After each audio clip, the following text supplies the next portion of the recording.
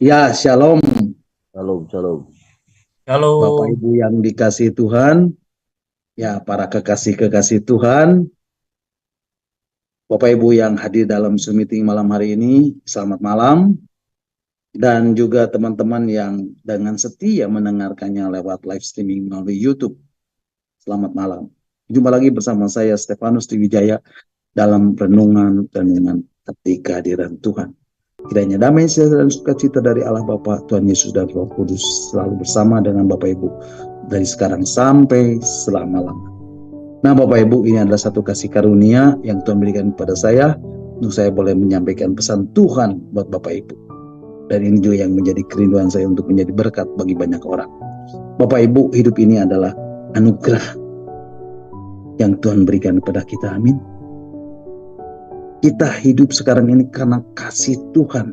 Amin. Dan Tuhanlah yang menjadi sumber daripada kehidupan kita. Dia yang telah menciptakan Bapak Ibu Saudara dan saya untuk menjadi penyembah-penyembahnya, untuk menjadi penyembah-penyembah Tuhan. Mari Bapak Ibu, mari kita bawa hidup kita, mari bawa hati kita, mari bawa roh kita, jiwa kita, pikiran, perasaan, kehendak kita, tubuh kita, untuk kita persembahkan kepada Tuhan. Menjadi apa? Menjadi persembahan yang hidup, menjadi living sacrifice, menjadi membawa hidup ini dengan puji-pujian, persembahan puji-pujian kepada Tuhan. Mari Bapak Ibu, mari jadikan Tuhan menjadi pusat penyembahan kita. Dan itulah yang Tuhan kehendaki di dalam hidup ini. Bapak Ibu, saya percaya ketika kita tadi memuja dan menyembah Tuhan, saya rasakan roh Tuhan begitu luar biasa.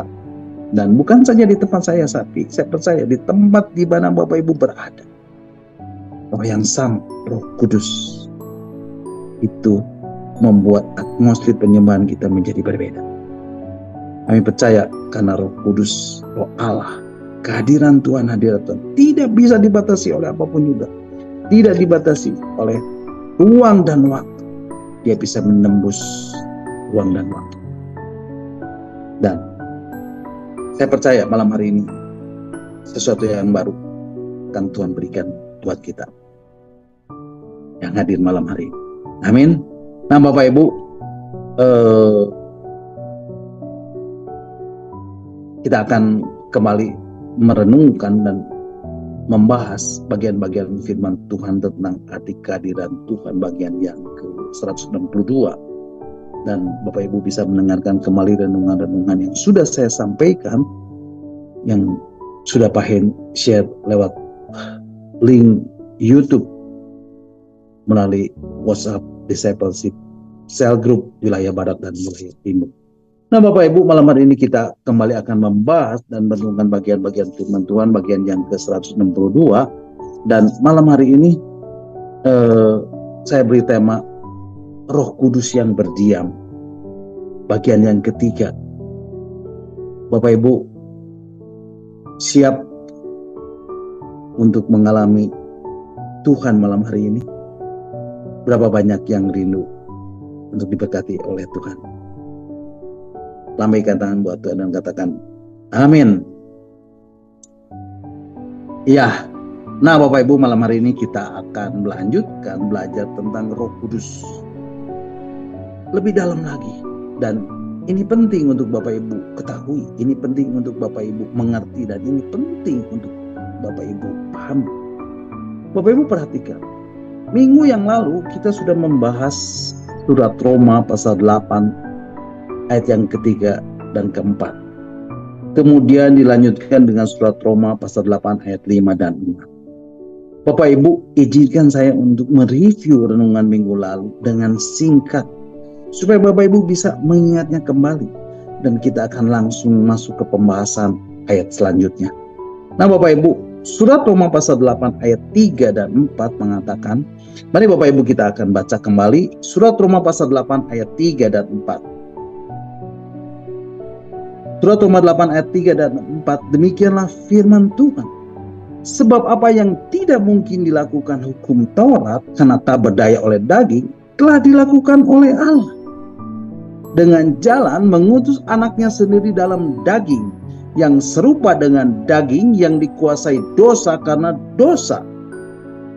Ia telah menjatuhkan hukuman atas dosa di dalam daging. Ayat 4, supaya tuntutan hukum Taurat digenapi di dalam kita, yang tidak hidup menurut daging tetapi menurut roh. Bapak Ibu, firman Tuhan menegaskan sebab apa yang tidak mungkin dilakukan oleh apa, Bapak Ibu? Oleh hukum Taurat. Telah apa? Telah dilakukan oleh Allah. Jadi Bapak Ibu, apa yang tidak mungkin dilakukan oleh hukum Taurat telah dilakukan oleh Allah. Nah Bapak Ibu, apa itu hukum Taurat? Taurat dalam bahasa Ibrani-nya Torah, dan dalam bahasa Yunani-nya Nomos. Kata Taurat di dalam Alkitab muncul kira-kira 200 kali dengan sebutan hukum Taurat, hukum, atau Taurat. Bapak Ibu perhatikan, hukum Taurat ini atau hukum atau Taurat ini berisi dan berlaku sebagai yang pertama, sebagai ajaran ilahi. Yang kedua, sebagai buku perjanjian. Yang ketiga, sebagai hukum deuteronomis atau rumusan-rumusan peraturan hukum. Yang keempat, sebagai hukum kesucian Allah. Yang kelima, menjadi atau sebagai undang-undang dasar negara, sebagai dasar dari masyarakat Yahudi dan hukum yang diberlakukan oleh kekuasaan negara.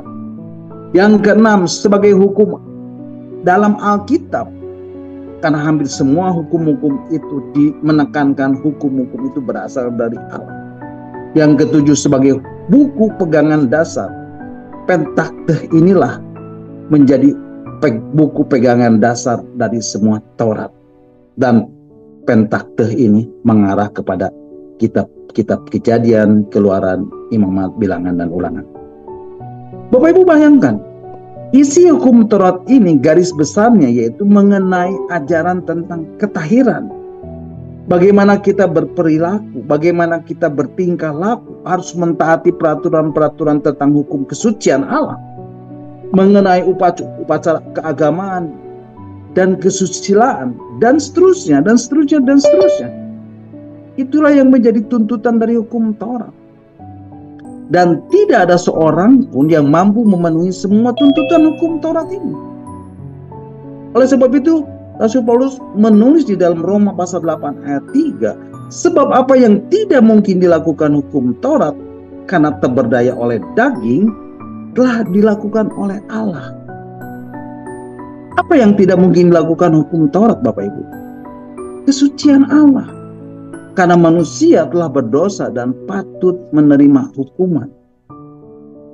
Surat 1 Petrus pasal 1 ayat 15 dan 16 mengatakan, mari Bapak Ibu kita akan membacanya. Surat 1 Petrus pasal 1 ayat 15 dan 16 mengatakan, tetapi hendaklah kamu menjadi kudus di dalam seluruh hidupmu, sama seperti Dia yang kudus yang telah memanggil kamu. Ayat 16, sebab ada tertulis, kuduslah kamu sebab aku kudus. Bapak Ibu, manusia tidak mampu melakukan semua hukum Taurat itu karena kita tidak berdaya oleh kedagingan kita. Bapak Ibu, mengapa manusia tidak mampu melakukan tuntutan hukum Taurat ini, Bapak Ibu? Karena manusia telah berbuat dosa, sehingga ada hukum dosa dan hukum maut di dalam dirinya. Kejadian pasal 2 ayat 16 dan 17 mengatakan, ketika Tuhan menciptakan manusia, Tuhan berfirman.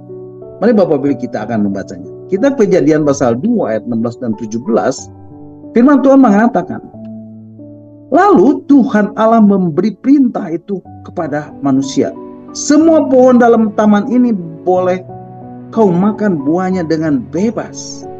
Tetapi pohon pengetahuan tentang yang baik dan yang jahat itu janganlah kau makan buahnya, sebab pada hari engkau memakannya pasti engkau mati. Dan akhirnya apa yang terjadi Bapak Ibu? Kitab Kejadian 3 ayat 6 dan 7 mengatakan, mari Bapak Ibu kita lanjutkan. Kita baca Kitab Kejadian pasal 3 ayat 6 dan 7. Kitab Kejadian pasal 3 ayat 6 dan 7 mengatakan, perempuan itu melihat bahwa buah pohon itu baik untuk dimakan dan sedap kelihatannya. Lagi pula pohon itu menarik hati karena memberi pengertian. Lalu ia mengambil dari buahnya dan dimakannya dan diberikannya juga kepada suaminya yang bersama-sama dengan dia, dan suaminya pun memakannya. Maka terbukalah mata mereka berdua dan mereka tahu bahwa mereka telanjang. Lalu mereka menyemat daun pohon ara dan membuat cawan. Nah, Bapak Ibu, firman Tuhan mengatakan, maka terbukalah mata mereka berdua dan mereka tahu bahwa mereka telanjang. Lalu Tuhan mengusir dia dari Taman Eden. Bapak Ibu, ketika manusia tidak taat kepada perintah Allah, manusia jatuh ke dalam dosa dan manusia terputus hubungan dengan Allah karena dosa. Karena tidak taat kepada perintah Allah agar jangan memakan buah pengetahuan baik dan yang jahat yang ada di Taman Eden. Sehingga akhirnya manusia harus mati. Roma pasal 3 ayat 23 mengatakan, sebab upah dosa ialah maut. Bapak Ibu, manusia telah berbuat dosa sehingga ada hukum dosa dan hukum maut di dalam dirinya. Nah, hukum dosa dan hukum maut ini apa maksudnya, Pak? Hukum dosa ini adalah kodrat dosa yang ada di dalam diri kita, atau disebut juga sinful nature, yang telah membuat manusia tidak mampu mencapai standar kesucian Allah. Di mana sebelum Tuhan Yesus dibangkitkan dan Roh Kudus belum turun, manusia itu masih ada di bawah hukum dosa dan hukum maut. Manusia memiliki hukum dosa, punya hukum dosa, yaitu kecenderungan untuk melakukan apa yang tidak baik dan untuk menyenangkan dirinya sendiri, dan untuk hidup sesuai dengan kehendaknya sendiri. Jadi Bapak Ibu, hukum dosa ini artinya kemelesetan dari kehendak Allah. Artinya tidak bisa hidup seperti yang Allah kehendaki. Artinya ketidakmampuan untuk melakukan apa yang tepat seperti yang Allah kehendaki. Karena kebiasaan-kebiasaan dosa yang kita lakukan. Sedangkan hukum maut berbicara tentang akibat dari dosa yang terus menjala di dalam kehidupan manusia. Artinya ketika kita terus berbuat dosa, maka akhirnya kita akan mengalami kematian atau maut. Dan manusia tidak mampu melakukan tuntutan hukum Taurat ini, Bapak Ibu. Karena manusia telah berbuat dosa. Dan ada hukum dosa dan hukum maut di dalam dirinya. Tetapi syukur kepada Tuhan, semua ketidakmampuan manusia telah dilakukan oleh Allah. Dengan cara apa, Bapak Ibu? Dengan cara mengutus anaknya sendiri dalam daging, yang serupa dengan daging yang dikuasai oleh dosa. Karena dosa, ia telah menjatuhkan hukuman dosa di dalam daging. Yohanes pasal 1 ayat 14a. Firman Tuhan mengatakan, mari Bapak Ibu kita akan membacanya. Yohanes pasal 1 ayat 14a. Demikianlah firman Tuhan.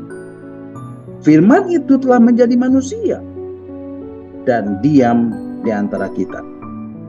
Di dalam terjemahan bahasa Inggris yang Bapak Ibu akan lebih jelas lagi. Mari Bapak Ibu kita akan membacanya. John chapter 1 verse 14a. New King James Version said, and the word became flesh and dwelt among us. Dan firman itu telah menjadi daging dan diam di antara kita. Kemudian Bapak Ibu, di dalam surat Ibrani pasal 2 ayat 13 sampai 15, firman Tuhan mengatakan, mari Bapak Ibu kita akan membacanya.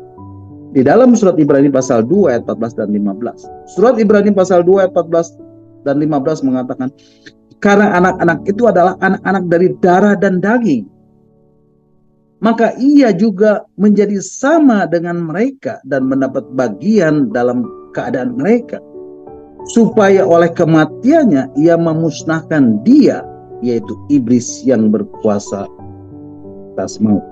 Ayat 15. Dan supaya dengan jalan demikian ia membebaskan mereka yang seumur hidupnya berada dalam perhambaan oleh karena takutnya pada maut. Bapak Ibu, firman Tuhan menegaskan karena anak-anak itu adalah anak-anak dari darah dan daging. Bapak Ibu, siapa anak-anak itu? Manusia, keturunan Adam dan Hawa. Maka Yesus juga menjadi sama dengan mereka dan mendapat bagian dalam keadaan mereka. Supaya oleh kematian siapa Bapak Ibu? Oleh kematian Yesus. Yesus memusnahkan dia, yaitu iblis yang berkuasa atas maut. Dan supaya dengan jalan demikian,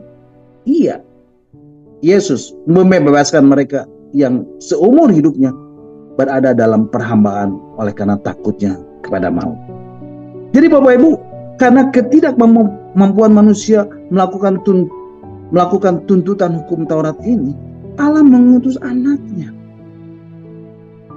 Allah mengutus anaknya sendiri dalam daging yang serupa dengan daging yang dikuasai oleh dosa karena dosa. Ia telah menjatuhkan hukuman atas dosa di dalam daging.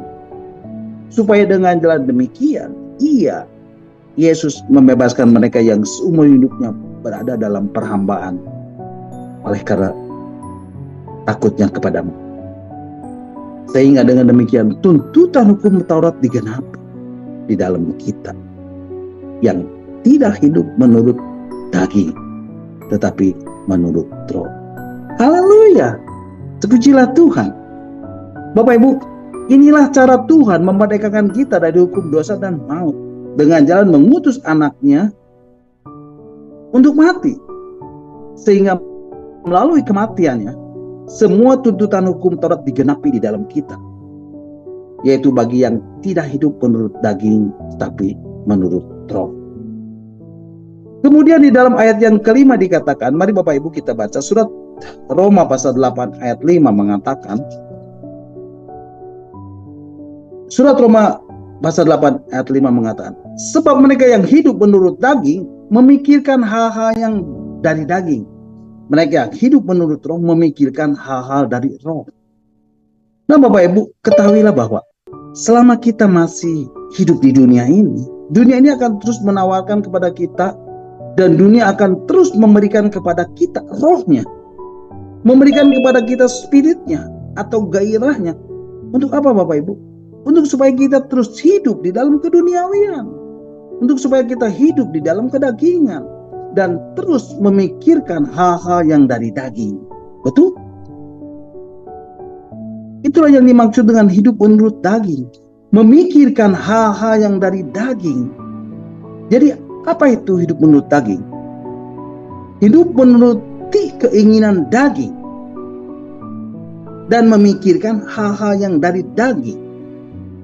Mari Bapak Ibu kita akan baca surat Galatia pasal 5 ayat 16 sampai 21. Surat Galatia pasal 5 ayat 16 sampai 21 mengatakan, maksudku ialah hiduplah oleh Roh, maka kamu tidak akan menuruti keinginan daging. Sebab keinginan daging berlawanan dan keinginan roh, dan keinginan roh berlawanan dan keinginan daging, karena keduanya bertentangan, sehingga kamu setiap kali tidak melakukan apa yang kamu kehendaki. Akan tetapi jika kamu memberi dirimu dipimpin oleh Roh, maka kamu tidak hidup di bawah hukum Taurat. Perbuatan daging telah nyata, yaitu percabulan, kecemaran, hawa nafsu, penyembahan berhala, sihir, perseteruan, perselisihan, iri hati, amarah, kepentingan diri sendiri, percideraan, roh pemecah, kedengkian, kemabukan, pesta pora, dan sebagainya. Terhadap semua itu, kuperingatkan kamu, seperti yang telah kubuat dahulu, bahwa barang siapa melakukan hal-hal yang demikian, ia tidak mendapat bagian dalam kerajaan. Bapak Ibu, dunia lewat YouTube, Facebook, Instagram, TikTok, Shopee, Tokped, pergaulan, film-film dan sebagainya menghasilkan roh dunia. Dan ini secara otomatis Bapak Ibu terima. Betul? Rata-rata saudara kan masih buka YouTube nonton film drakor. Betul? Bapak Ibu tidak salah lihat YouTube. Lihatlah YouTube yang berisi khotbah-khotbah yang membangun. Dan jangan juga saudara lihat Instagram, jangan saudara lihat Facebook, jangan saudara belanja lewat TikTok, Shopee, Tokped, atau hal yang tidak berguna yang hanya memuaskan keinginan daging. Karena itu melahirkan yang namanya roh dunia dan roh perbudakan. Tetapi Bapak Ibu perhatikan, ketika kita hidup di bawah salib, artinya kita hidup di dalam anugerah Tuhan yang telah menyelamatkan hidup, ada Roh Kudus. Roh Kudus dimaterai di dalam diri kita. Ada Injil, ada Logos dan Rema. Dan ini juga melahirkan roh. Dan Roh Kudus inilah yang menuntun seseorang mengalami proses hukum roh kehidupan. Dan Bapak Ibu harus masuk di dalamnya. Sebab kalau tidak, Bapak Ibu artinya masih hidup di dalam daging. Masih hidup menuruti keinginan daging. Bapak Ibu masih hidup dalam rohnya dunia. Dan hidup dalam roh perbudakan.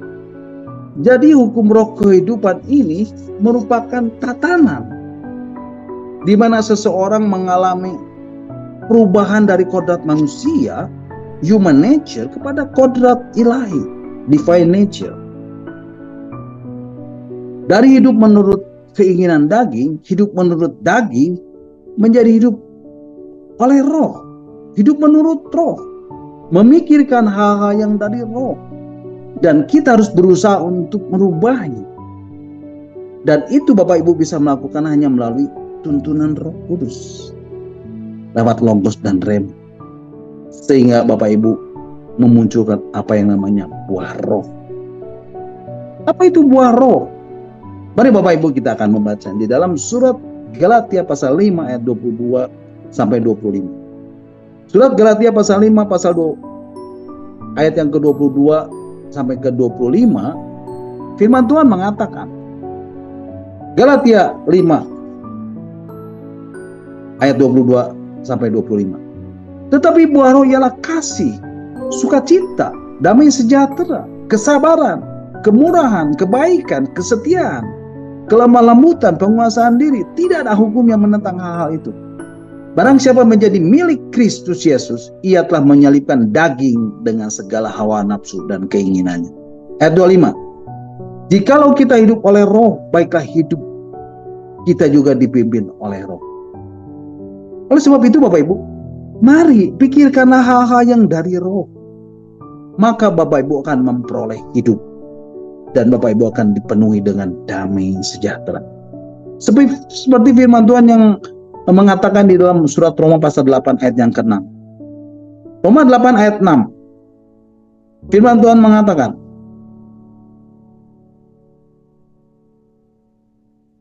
karena keinginan daging adalah maut, tetapi keinginan roh adalah hidup dan damai sejahtera. Bapak Ibu mau memperoleh hidup? Bapak Ibu mau hidup penuh dengan damai sejahtera? Hiduplah menurut roh. Maka Bapak Ibu akan terbebas dari hukum dosa dan hukum maut. Dan kalau hidup Bapak Ibu tidak terpisah dari kasih Kristus pada saat dia datang untuk yang kedua kali dan menyebut Bapak Ibu di awan-awan, Bapak Ibu akan dimuliakan bersama-sama dengan dia dalam kemuliaan abadi. Nah Bapak Ibu, sekarang kita akan meneruskan pembahasan kita di dalam surat Roma pasal 8 ayat 7 dan 8. Mari Bapak Ibu kita akan membacanya. Surat Roma pasal 8 ayat 7 dan 8. Firman Tuhan mengatakan, sebab keinginan daging adalah perseteruan terhadap Allah. Karena ia tidak takluk kepada hukum Allah. Hal ini memang tidak mungkin baginya. Ayat 8. Mereka yang hidup dalam daging tidak mungkin berkenan kepada Allah. Bapak Ibu, firman Tuhan mengatakan, sebab keinginan daging adalah apa Bapak Ibu? Perseteruan terhadap Allah.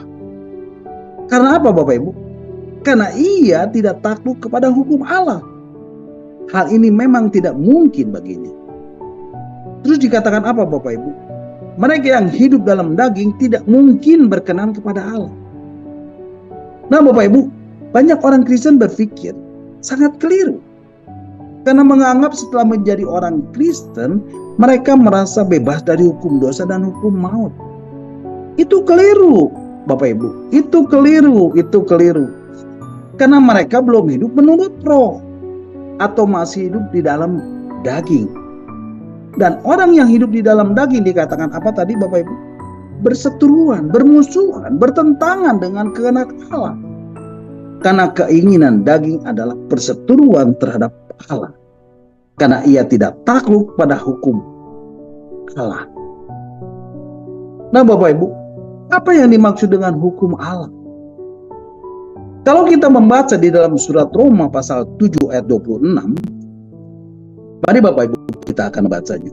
Di dalam surat Roma pasal 7 ayat 26, surat Roma pasal 7 ayat 26 mengatakan, ya, Roma pasal 7 ayat 26.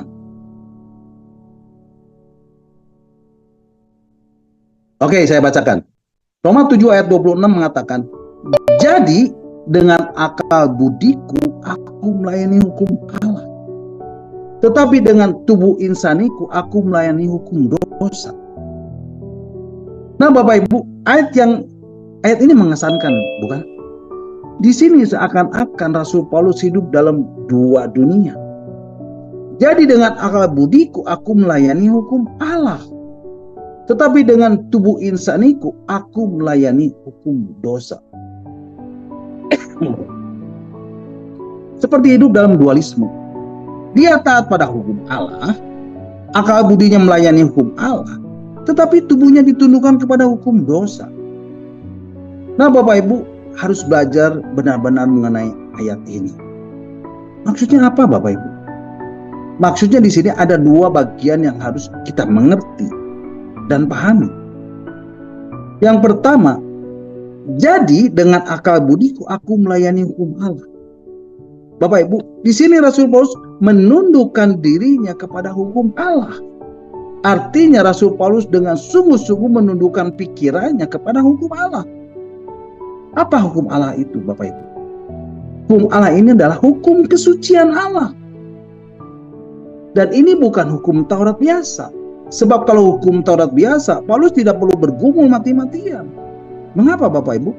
Karena sebelum Rasul Paulus mengenal Tuhan Yesus, dia berkata, aku tidak bercacat. Tetapi hukum Allah di sini adalah hukum kesucian Allah. Dan Rasul Paulus berkata, dalam terjemahan teks aslinya, di dalam teks Yunaninya dikatakan, aku dengan sungguh-sungguh menundukkan atau memperbudak diri kepada hukum Allah. Tetapi kalimat berikutnya, yang kedua, dikatakan, tetapi dengan tubuh insaniku, aku melayani hukum dosa. Artinya, sementara aku masih hidup dalam tubuh dagingku, aku masih hidup dalam kodrat dosa. Itulah Paulus. Bapak Ibu paham sampai di sini? Ada dua kalimat di dalam ayat ini. Yang pertama, saya ulangi ya. Jadi dengan akal budi, aku melayani hukum Allah. Aku dengan sungguh-sungguh menundukkan, aku memperbudak diriku kepada hukum kesucian Allah. Dan kalimat berikutnya, dengan tubuh insaniku, aku melayani hukum dosa. Nah Bapak Ibu, kalau kita lihat teks aslinya ya, saya terjemahkan langsung saja Bapak Ibu, supaya Bapak Ibu tidak bingung. Dikatakan yang pertama, jadi dengan akal budiku aku melayani hukum Allah. Aku dengan sungguh-sungguh menundukkan diri kepada hukum kesucian Allah. Aku memperbudak diriku kepada hukum kesucian Allah. Sementara aku masih dalam hukum dosa, dalam kodrat dosa. Ini teks aslinya Bapak Ibu. Oleh sebab itu banyak orang Kristen berkata, betul kan? Roh berkehendak tapi daging lemah. Bahkan Rasul Paulus pun berkata, adakah yang baik itu menjadi kematian bagiku? Sekali-kali tidak. Tetapi supaya nyata bahwa ia adalah dosa. Maka dosa mempergunakan yang baik untuk mendatangkan kematian bagiku. Supaya oleh perintah itu dosa lebih nyata lagi keadaannya sebagai dosa. Sebab kita tahu bahwa hukum Taurat adalah rohani. Tetapi aku bersifat daging, terjual di bawah kuasa dosa. Sebab apa yang aku perbuat, aku tidak tahu. Karena bukan apa yang aku kehendaki yang aku perbuat, tetapi apa yang aku benci, itulah yang aku perbuat. Jadi jikalau aku perbuat apa yang tidak aku kehendaki aku perbuat, tetapi apa yang aku benci itulah yang aku perbuat. Jadi jika aku perbuat apa yang tidak aku kehendaki, aku menyetujui bahwa hukum Taurat itu baik. Kalau demikian bukan aku lagi yang memperbuatnya, tetapi dosa yang ada di dalam aku. Sebab aku tahu bahwa di dalam aku, yaitu di dalam aku sebagai manusia, tidak ada sesuatu yang baik. Sebab kehendak memang ada di dalam aku, tetapi bukan hal berbuat apa yang baik. Sebab bukan apa yang aku kehendaki, yaitu yang baik yang aku perbuat, melainkan apa yang tidak aku kehendaki, yaitu yang jahat yang aku berbuat. Jadi jika aku berbuat apa yang tidak aku kehendaki, maka bukan lagi aku yang memperbuatnya, tetapi dosa yang diam di dalam aku. Demikianlah aku dapat dihukum ini.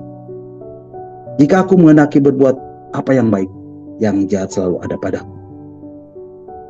Demikianlah aku dapati hukum ini. Sebab di dalam batinku itu suka hukum Allah. Perhatikan Bapak Ibu. Tetapi di dalam anggota tubuhku, aku melihat hukum yang lain yang berjuang melawan hukum akal budiku, yang membuat aku menjadi tawanan hukum dosa yang ada di dalam anggota tubuhku. Dan Paulus berkata, aku ini manusia celaka. Siapakah yang akan melepaskan aku dari tubuh maut ini? Oleh sebab itu Bapak Ibu, sungguh-sungguhlah menundukkan pikiranmu kepada hukum Allah. Walaupun kamu masih dalam kodrat dosa. Maka ketika dikatakan aku manusia celaka, atau celakalah aku. Nah, kata celaka ini bukan celaka karena suatu bencana. Tapi itu artinya berat aku. Karena ada hukum lain yang bekerja di dalam diri ini. Dan itu yang membuat dan menjadikan anggota tubuh ini menjadi tawanan hukum dosa. Makanya Bapak Ibu, marilah kita dengan sungguh-sungguh menundukkan diri kepada hukum kesucian Allah. Agar hidup ini terbebas dari hukum dosa, dari kodrat dosa. Amin. Nah kemudian Bapak Ibu di dalam surat Roma pasal 8 ayat 8, mari Bapak Ibu kita akan baca ayat yang sudah tadi kita baca. Dikatakan, mereka yang hidup di dalam daging tidak berkenan kepada Allah. Bapak Ibu, kalau Bapak Ibu masih hidup di dalam daging, masih hidup menuruti keinginan daging, masih hidup dalam tabiat dosa, maka hidup Bapak Ibu itu dikatakan apa? Tidak akan berkenan kepada Allah. Nah pertanyaannya, bagaimana supaya Bapak Ibu hidup berkenan kepada Allah? Bapak Ibu harus hidup di dalam roh. Bapak Ibu harus hidup menurut roh. Bapak Ibu harus hidup dipimpin oleh roh. Nah Bapak Ibu, siapa manusia pertama yang mendapat sertifikat berkenan kepada Allah? Tuhan Yesus. Dan kita menyimpulkan bahwa Yesus hidup dipimpin oleh roh. Karena roh itu, roh siapa Bapak Ibu? Roh Allah. Kalau kita berbeda, bedanya apa? Ketika Allah menciptakan manusia, Allah menghembusi rohnya dalam hidup manusia. Dan manusia hidup karena roh Allah. Manusia jadi memiliki roh.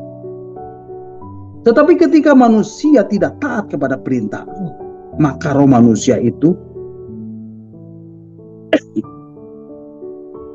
menerima perbudakan. Tetapi kalau sekarang kita bisa memanggil dia Bapa, ya Aba, ya Bapa, dalam Roma 8 ayat 15, mantap enggak? Mantap sekali. Artinya kita kembali memiliki roh dari Allah. Nah Bapak Ibu, kalau dikatakan seseorang bisa berkategori berkenan di hadapan Allah, Maka semua yang dilakukannya dan keadaan batinnya harus sesuai dengan keinginan Allah. Bukan hanya apa yang dilakukannya, tetapi juga keadaan batinnya harus sesuai dengan keinginan Allah. Karena seringkali orang munafik, betul? Apa yang dilakukannya tidak sesuai dengan apa yang ada di dalam batinnya. Nah, jika apa yang dilakukan dan keadaan batinnya sesuai dengan keinginan Allah, itulah kehidupan yang dimiliki oleh Tuhan Yesus.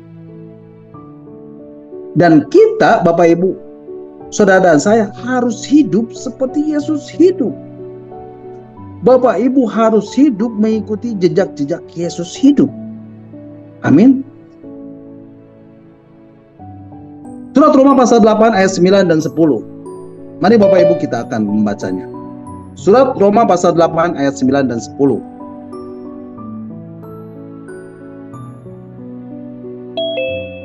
Ayat 9. Tetapi kamu tidak hidup dalam daging, melainkan dalam roh. Jika memang roh Allah diam di dalam kamu. Tetapi jika orang tidak memiliki roh Kristus, ia bukan milik Kristus. Ayat 10. Tetapi jika Kristus ada di dalam kamu, maka tubuh memang mati karena dosa, tetapi roh adalah kehidupan oleh karena kebenaran. Bapak Ibu, firman Tuhan mengatakan, tetapi kamu tidak hidup dalam daging, melainkan dalam roh. Nah Bapak Ibu, kata melainkan dalam roh di sini artinya kamu tidak hidup dalam daging, melainkan dalam roh. Nah Bapak Ibu, sekali lagi, kata melainkan dalam roh di sini artinya hidup menurut roh yang dilahirkan oleh pimpinan Roh Kudus melalui logos dan rema. Hidup dalam roh di sini artinya hidup dalam pengaruh dan kendali roh manusia itu sendiri melalui jiwanya. Saya ulangi sekali lagi ya. Hidup dalam roh di sini artinya hidup dalam pengaruh dan kendali roh manusia melalui jiwanya. Jiwanya dikendalikan dan dipengaruhi oleh roh manusia. Dan jiwanya mengendalikan seluruh hidupnya. Bapak Ibu paham sampai di sini? Kalimat selanjutnya.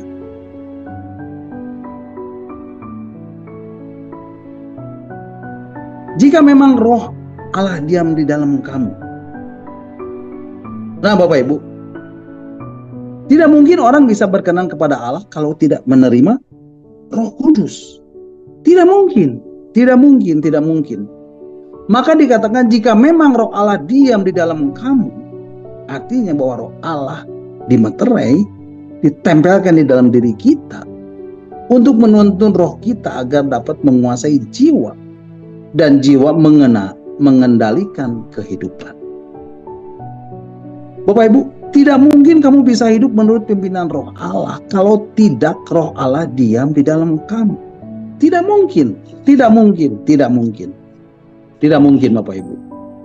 Maka kalimat berikutnya, jika memang roh Allah diam di dalam kamu artinya Roh Kudus ini dimeterai supaya kamu memiliki peluang untuk hidup menurut roh. Sebab roh Allah inilah yang memerdekakan dari hukum dosa dan hukum maut.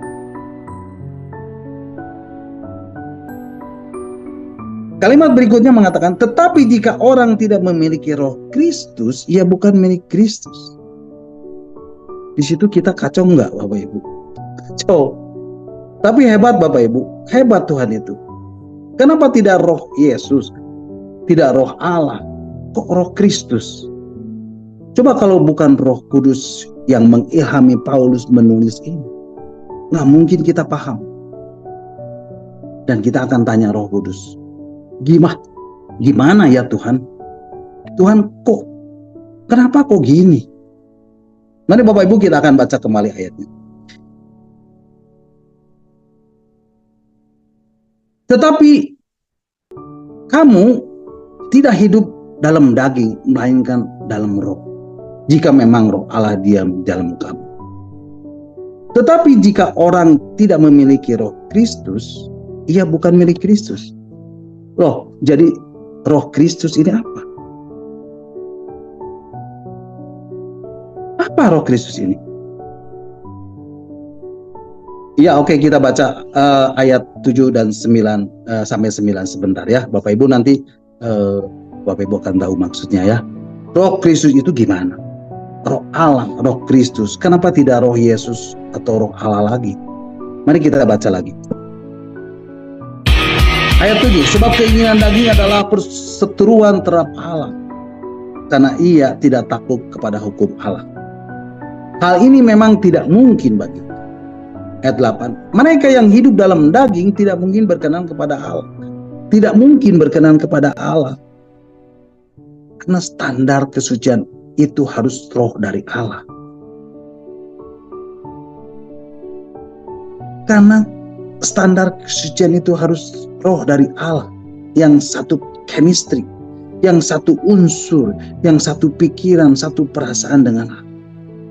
Yang menguasai jiwa. Jiwa mengendalikan roh. Makanya kalau yang masuknya pengaruh dari dunia, nggak mungkin berkenan. Nggak mungkin berkenan. Itu maksudnya. Nah, terus ayat 9. Tetapi kamu tidak hidup dalam apa Bapak Ibu? Tidak hidup dalam daging, melainkan dalam roh. Jika apa Bapak Ibu?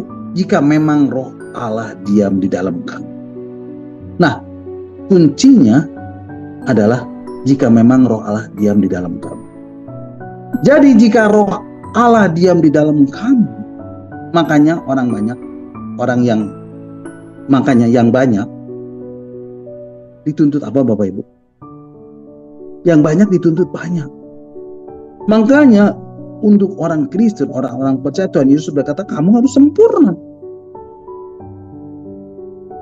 Kemudian dikatakan apa Bapak Ibu? Tetapi jika orang tidak memiliki roh Kristus, ya bukan milik Kristus. Nah, dalam ayat ini juga ditegaskan bahwa barang siapa tidak memiliki roh Kristus, ya bukan milik Kristus. Mengapa dikatakan demikian? Tetapi jika orang tidak memiliki roh Kristus, ya bukan milik Kristus. Perhatikan dalam teks ini. Tidak dikatakan roh Yesus atau roh Allah, tetapi roh Kristus. Nah Bapak Ibu, saya mau memberikan sedikit penjelasan mengenai roh Allah, roh Yesus, dan roh Kristus. Bapak Ibu perhatikan, roh Allah ini jelas menunjukkan rohnya Allah. Ini sama dengan roh kudus. Dalam hal ini kita tidak boleh membedakan secara mutlak antara roh Allah dengan Allah sendiri. Sebab roh Allah adalah rohnya Allah sendiri. Ini satu-satunya keistimewaan yang tidak dimiliki oleh siapapun. Ini hanya dimiliki oleh Allah Bapa, Theos, yang punya kuasa kemuliaan kerajaan. Allah Bapa atau Theos ada di tempat yang tidak terampil, tapi rohnya hadir di mana-mana. Itulah yang dimaksud Tuhan Yesus di dalam Injil pasal 4 ayat 24. Allah itu roh, dan barang siapa menyembah dia harus menyembahnya dalam roh dan kebenaran. Bapa, Theos, adalah roh, dan rohnya melingkupi seluruh jagat raya. Roh Yesus ini menunjuk kepada pribadi Yesus, yang juga sama dengan Roh Kudus, di mana Yesus turun dari sorga untuk melakukan tindakan khusus. Roh Kristus, Roh Kristus ini tidak menunjuk kepada pribadi Yesus, tetapi Roh Kristus di sini menunjuk kepada hasrat atau gairah yang ada pada Yesus. Kristus artinya yang diurapi. Dalam hal ini Roh Kristus tidak menunjuk kepada pribadi Yesus, tetapi kepada pengurapannya. Ya, pengurapannya, yaitu spirit dan gairah sebagai yang diurapi. Nah Bapak Ibu, di dalam Roh Kristus juga terdapat kecerdasan. Bapak Ibu nanti bisa baca di dalam Lukas 2 ayat 42. Ada hikmat di dalam Lukas pasal 2 ayat 52. Dan kepenuhan karunia Roh Kudus atas pribadi yang menjadi anak Allah oleh karena pimpinan Roh Kudus. Jadi dalam Roh Kristus ada kecerdasan, ada hikmat dan kepenuhan karunia Roh Kudus atas pribadi yang menjadi anak Allah oleh karena pimpinan Roh Kudus. Dalam Roma pasal 8 ayat 9, ayat yang sudah kita baca tadi, ayat 9 mengatakan, tetapi kamu tidak hidup dalam daging, melainkan dalam roh. Jika memang roh Allah diam di dalam kamu. Tetapi jika orang tidak memiliki roh Kristus, ia bukan milik Kristus. Nah, di dalam teks aslinya dikatakan, tetapi kamu tidak hidup dalam daging, melainkan dalam roh. Jika memang roh Allah diam dalam kamu. Tetapi jika orang tidak memiliki roh Kristus, ia bukan miliknya. Dalam teks aslinya dikatakan, ia bukan miliknya. Artinya bukan milik Allah. Berarti bukan milik Tuhan Yesus. Atau berarti juga tidak dalam kekuasaan spirit atau gairah seperti yang ada pada Yesus. Nah Bapak Ibu, sekarang perhatikan kalimat sebelumnya. Tetapi jika kamu tidak memiliki roh Kristus, ini berarti apa Bapak Ibu? Tidak memiliki roh Kristus artinya tidak memiliki roh yang mengurapi. Karena Kristus artinya apa Bapak Ibu? Yang diurapi. Jikalau Kristus diurapi, anak Allah juga diurapi. Jadi roh Kristus itu roh pengurapan. Coba renungkan, hebat sekali bukan? Kalau Kristus diurapi, artinya kita juga berarti kita juga diurapi. Nah, pengurapan atas kita itu melalui roh Allah yang diberikan kepada kita. Yohanes pasal 16 ayat 7 mengatakan, mari Bapak Ibu kita akan membacanya. Injil Yohanes pasal 16 ayat 7 mengatakan, namun benar yang kukatakan ini kepadamu adalah lebih berguna bagi kamu jika aku pergi. Sebab jika aku tidak pergi, penghibur itu tidak akan datang kepadamu. Tetapi jika aku pergi, aku akan mengutus dia kepadamu. Bapak Ibu, firman Tuhan mengatakan, adalah lebih berguna bagi kamu jika aku pergi. Sebab jika aku tidak pergi, penghibur itu tidak akan datang kepadamu. Lebih baik aku naik ke surga supaya Roh Kudus turun. Dan Roh Kudus itu di dalam Yohanes pasal 16 ayat 13 dikatakan apa Bapak Ibu? Roh Kudus di dalam Yohanes pasal 16 ayat 13 dikatakan, mari Bapak Ibu kita akan baca. Yohanes 16 ayat 13 mengatakan, tetapi apabila ia datang yaitu roh kebenaran, ia akan memimpin kamu ke dalam seluruh kebenaran. Sebab ia tidak akan berkata-kata dari dirinya sendiri, tetapi segala sesuatu yang dengannya, itulah yang akan dikatakannya. Dan ia memberitakan kepadamu hal-hal yang akan datang. Jadi lebih baik aku naik ke surga supaya Roh Kudus turun. Dan Roh Kudus ini akan memimpin kamu kepada seluruh kebenaran. Roh Kristus artinya yang diurapi. Jadi kalau seseorang tidak memiliki roh Kristus, roh pengurapan itu, ia tidak mungkin hidup menurut roh. Nah, kalau kita bicara tentang pengurapan, hari-hari ini pengurapan ini disamakan dengan karunia. Atau berbicara tentang karunia. Penyimpangan enggak? Penyimpangan. Coba perhatikan yang berbahasa roh. Apa semua benar hidupnya? Mohon maaf Bapak Ibu. Tidak. Tapi kalau pengurapan itu berfungsi sebagaimana mestinya, maka Bapak Ibu mampu hidup menurut Tuhan. Itu pengurapan. Bapak Ibu paham sampai di sini? Jadi Bapak Ibu, pengurapan itu berfungsi sebagai kemampuan untuk menghidupkan manusia roh. Dan untuk bisa melakukan kehendak Allah. Oleh sebab itu, mari Bapak Ibu, mari minta pengurapan itu dalam hidup kita. Amin. Nah Bapak Ibu, sampai di sini dulu ya renungan kita malam hari ini. Minggu depan, 2 minggu yang akan datang kita akan lanjutkan dalam pembahasan uraian Roma pasal yang ke-11 ya. Oke, sampai di sini renungan kita malam hari ini. Amin. God bless you. Nah, Bapak Ibu, di akhir dari renungan malam hari ini kita akan naikkan satu pujian, Datang Roh Kudus. Satu pujian yang sangat memberkati saya, dan biarlah pujian ini juga yang akan memberkati Bapak Ibu semua malam hari ini. Mari Bapak Ibu kita angkat pujian ini bersama-sama. Datang Roh Kudus.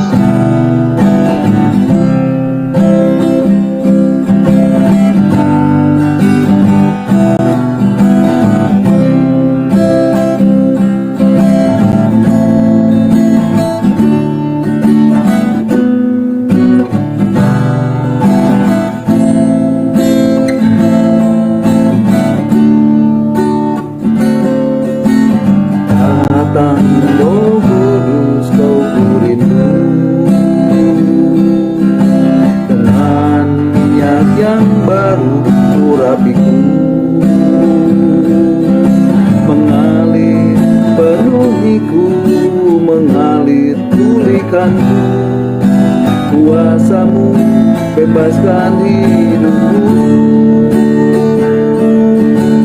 Datang Roh Kudus, Aku rindu. Dengan minyak yang baru urapiku, mengalir penuhiku, mengalir pulihkanku. Kuasamu bebaskan hidupku. Satu yang ku rindu, bersekutu denganmu. Bawaku lebih lagi tinggal di dalammu. Nikmati hadiratmu, jamalah seluruh hidupku. Kuasamu mengubah hidupku.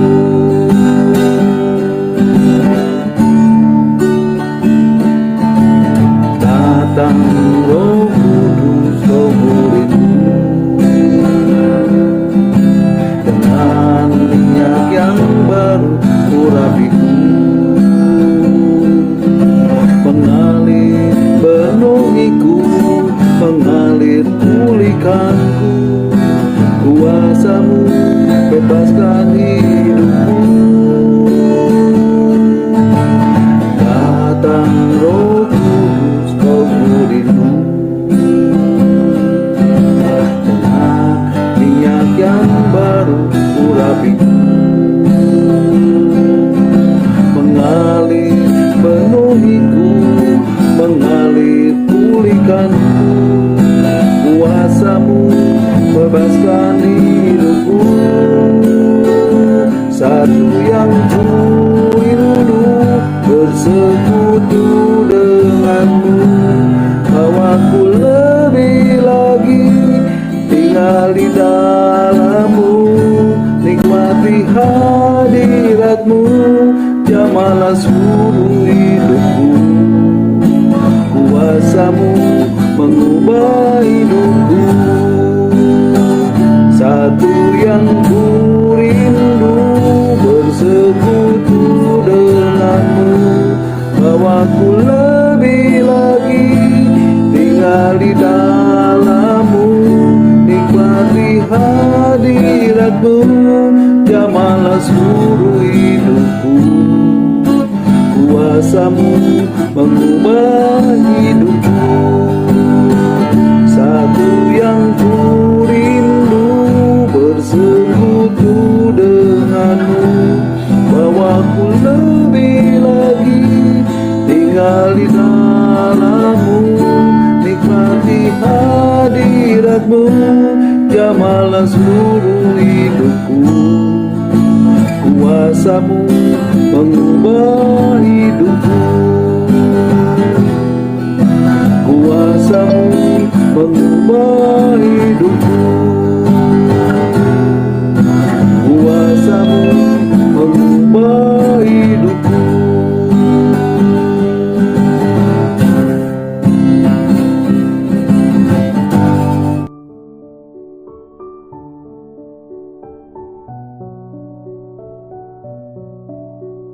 Amin. Haleluya. Terpujilah Tuhan. Bapak Ibu, sampai di sini dulu renungan kita malam hari ini, dan Bapak Ibu bisa mengikuti dan mendengarkan kembali renungan yang akan saya sampaikan minggu depan dalam Zoom meeting Evangelist Planner ini. Dan saya percaya setiap firman Tuhan, setiap kebenaran ini akan mengubah hidup Bapak Ibu, saudara dan saya.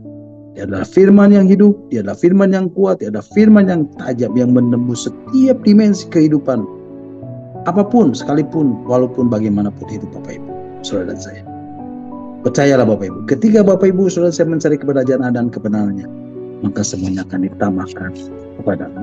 Amin. God bless you all. Mari Bapak Ibu kita akan tundukkan kepala kita.